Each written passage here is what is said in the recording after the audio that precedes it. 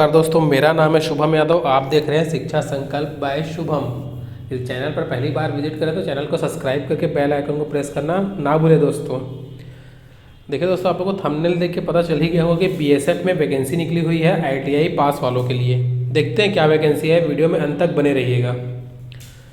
देखिए वैकेंसी आया हुआ है बीएसएफ द्वारा। क्या वैकेंसी है? Online detail advertisement for direct requirement of group C post non gazetted non ministerial BSF engineering. ये इंजीनियरिंग डिपार्टमेंट का बीएसएफ में वैकेंसी है दोस्तों, आईटीआई वालों के लिए रेगुलर वैकेंसी। और वो भी देखते हैं क्या क्या पोस्ट निकला हुआ है। लगभग 4-5 पोस्ट निकला है दोस्तों, अलग अलग प्रकार का। Head constable plumber, head constable carpenter, head constable general operator, constable general mechanic, constable lineman. ये 5 प्रकार का पोस्ट निकला है दोस्तों। सब में अलग अलग पोस्ट आप देख सकते हैं। प्लम्बर के लिए 1 पोस्ट है, कारपेंटर के लिए भी 1 पोस्ट है, जनरल ऑपरेटर के लिए 13 पोस्ट है, कांस्टेबल जनरल मैकेनिक के लिए 14 और कांस्टेबल लाइनमैन के लिए 9 पोस्ट है दोस्तों। इसका वेतनमान है जो दोस्तों जो है वो 25,500 से लेकर 81,100 रुपये तक का इसका क्या है वेतनमान का पे स्केल है। इसका पूरा डिटेल नोटिफिकेशन आप रिक्वायरमेंट RECTT.BSF.gov.in से आप इससे अपडेट ले सकते हैं दोस्तों। इसमें फॉर्म कौन भर सकता है? आपको इंडियन मतलब आपका भारतीय नागरिक होना चाहिए दोस्तों। और एलिजिबिलिटी देखते हैं क्या क्या है। आपका जो एज है वो 18 से 25 के अंदर होनी चाहिए, तभी आप इस फॉर्म को भर सकते हैं। और इसमें छूट देखते हैं दोस्तों, अलग अलग कैटेगरी के लिए छूट दी है। यदि आप ST/SC से बिलोंग करते हैं तो आपको 5 साल की छूट मिलेगी। OBC में आते हैं तो आपको 3 साल का, और एक्स सर्विसमैन के लिए 3 साल का। ये अलग अलग छूट दिया हुआ है दोस्तों। ये आप देख सकते हैं आपका किस में आता है। उसके बाद ये नीचे देखते हैं क्या दिया हुआ है। ये एजुकेशन क्वालिफिकेशन देखते हैं क्या क्या अपने को चाहिए। तो प्लम्बर के लिए आपको 10th पास होना चाहिए प्लस ITI आपके पास होना चाहिए प्लम्बर का, और 3 या फिर आपके पास 3 ईयर्स का क्या होना चाहिए और दिया हुआ है दोस्तों। और मतलब अथवा में 3 साल का आपके पास एक्सपीरियंस होना चाहिए। उसके बाद हेड कांस्टेबल कारपेंटर देखते हैं। मैट्रिकुलेशन पास आपको पास होना चाहिए और इसके इक्विवेलेंट ITI होना चाहिए कारपेंटर में, या फिर 3 ईयर का आपके पास क्या होना चाहिए एक्सपीरियंस होना चाहिए। ये देख सकते हैं सब जिस प्रकार का ट्रेड उसके लिए क्या होना चाहिए। उस ट्रेड में आपको लाइनमैन के लिए आपको इलेक्ट्रिशियन या लाइनमैन में क्या होना चाहिए ITI होना चाहिए। हाइट देखते हैं दोस्तों, आपका हाइट कितना होना चाहिए। मेल कैंडिडेट है यदि आप तो आपका हाइट जो है 165 सेंटीमीटर होना चाहिए, और फीमेल है तो 157 सेंटीमीटर। चेस्ट जो है वो मेल के लिए 76 सेंटीमीटर बिना फुलाए, और 81 सेंटीमीटर फुलाने के बाद, यानी 5 सेंटीमीटर का अंतर आना चाहिए चेस्ट में फुलाने में और बिना फुलाए में। ठीक है दोस्तों। अब वेट जो है वो आपका हाइट के अनुसार क्या होना चाहिए, जो स्टैंडर्ड हाइट रहता है उसके अनुसार आपका क्या होना चाहिए वेट होना चाहिए। ये दिया हुआ है। ये जो पोस्ट ये किसके लिए था? हेड कांस्टेबल प्लम्बर और हेड कांस्टेबल कारपेंटर के लिए ये क्राइटेरिया है फिजिकल कंडीशन। और हेड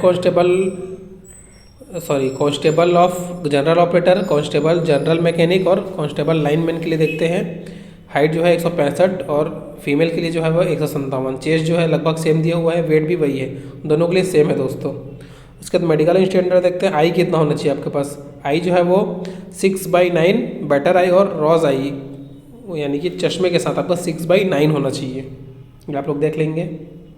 उसका टैटू आपके पास नहीं होना चाहिए, कलाई के नीचे तक का छूट है, उसके ऊपर आपके पास शरीर में कहीं भी टैटू नहीं होना चाहिए बॉडी में। उसके बाद देखते हैं दोस्तों प्रोसेस ऑफ सर्टिफिकेट। ये सब क्या है, अलग अलग कैटेगरी आपको क्या होना चाहिए प्रोसेस होना चाहिए। उसके बाद प्रोसीजर देखते हैं कैसे है अपना। फर्स्ट फेज़ क्या होगा आपका रिटर्न होगा। जैसे ही आप फॉर्म भरेंगे आपको रिटर्न टेस्ट के लिए बुलावा भेजा जाएगा एडमिट कार्ड के थ्रू। उसमें आपका 3 पार्ट में एग्जाम रहेगा, टोटल 100 मार्क्स के रहेंगे।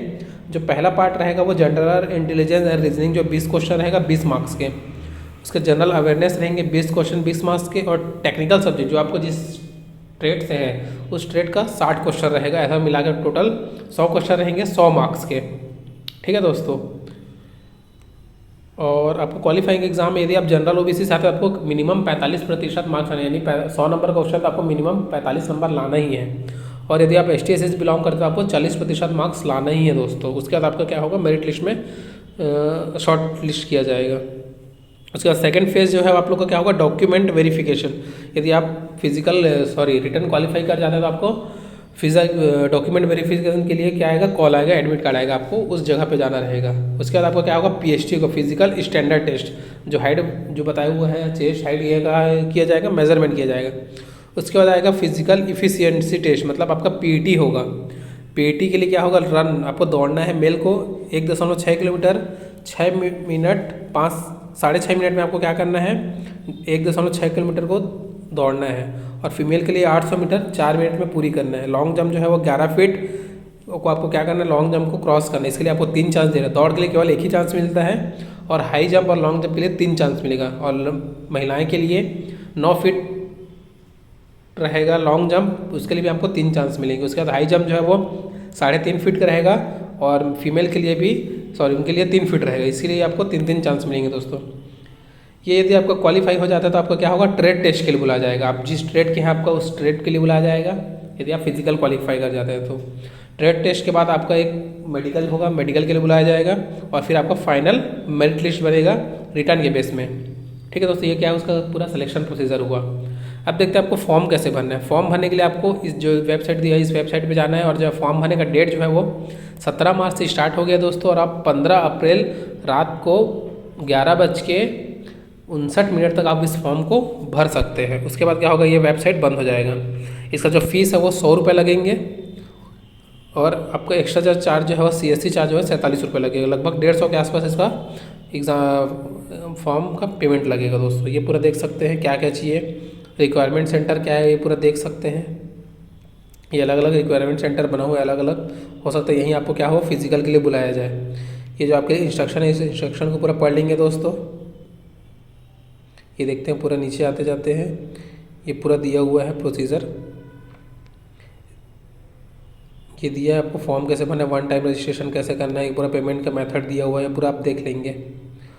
उसके बाद नीचे आते हैं, ये अलग अलग कैटेगरी। आप यदि आप जिस कैटेगरी ST/SC से आते हैं तो आपके लिए उसके लिए जो छूट के लिए है ना, आपको यदि ST/SC का छूट लेना है तो आपकी ये इस फॉर्मेट में आपका सर्टिफिकेट होना चाहिए। उसी प्रकार OBC का भी दिया है दोस्तों, ये इनकम सर्टिफिकेट। यदि आप EWS में आते हैं तो उनके लिए है ये, EWS के लिए। उसके बाद ये OBC वालों के लिए दोस्तों, OBC के यदि आप आते हैं तो इस फॉर्मेट में आपके पास कास्ट सर्टिफिकेट होना चाहिए। ये मैं पूरा PDF जो है वो मैं टेलीग्राम में डाल दूंगा दोस्तों। आप मैं डिस्क्रिप्शन में टेलीग्राम चैनल का लिंक दे दूंगा, आप लिंक ज्वाइन करके इस PDF को प्राप्त कर सकते हैं। और यदि आपके कोई दोस्त होंगे जिन्होंने ITI किया है और उनकी उम्र 25 साल के अंदर है और छूट मिला करके आपको जैसे ST/SC के लिए 5 साल की छूट है तो आप 30 साल तक फॉर्म भर सकते हैं और OBC के लिए 3 साल यानी 28 साल तक। तो जिनकी इस एज में होगी वो अपने दोस्तों के पास इस वीडियो को शेयर कर दीजिएगा दोस्तों। और वीडियो कैसा लगा कमेंट के माध्यम से बताएंगे। वीडियो देखने के लिए आपका बहुत बहुत धन्यवाद।